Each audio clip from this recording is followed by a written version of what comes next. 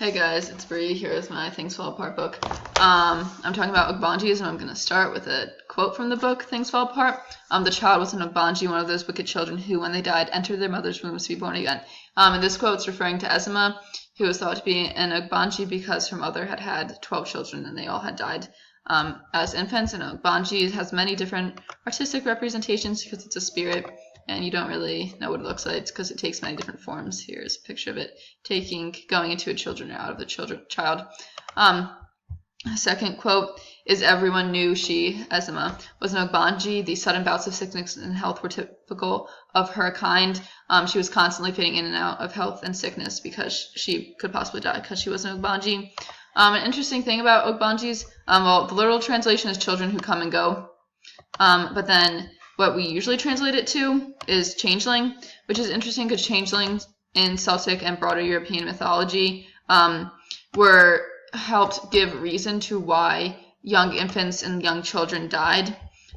There was a study done and this published in a research journal about why people believe in the spirit of the Ogbanje and people in Nigeria, and the study believes that it's a group adaptive response to high infant mortality rates in Nigeria, and it's just a way of people to cope and explain why people are dying.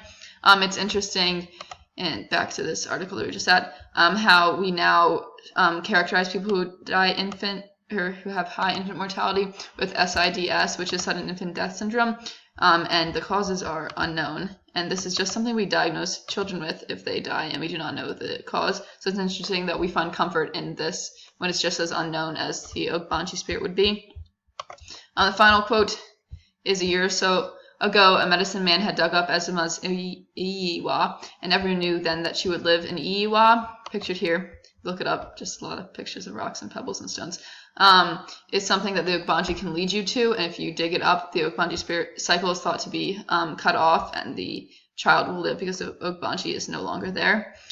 So that's interesting. And another interesting thing I found was this blog that was posted in 2015. This man was blogging about his encounters and real-life experiences with Ogbanje people, and you can read it if you have time. But he said his sister was a victim of Ogbanje attacks, and she almost perished from it, but didn't quite because his family made sacrifices, and then she lived. But his cousin, was not as lucky, and she was attacked by an Ogbanje and died. And so this thread goes through different people talking about whether or not they believe Ogbanjes are real, and they talk about their own experiences, which is an interesting blog. It's linked in here. And then at the end, he just questions who told you developed countries are free, or spiritual phenomena that defy logical and scientific explanations, which is an interesting question to leave you on. And I have my works cited right here. Good time.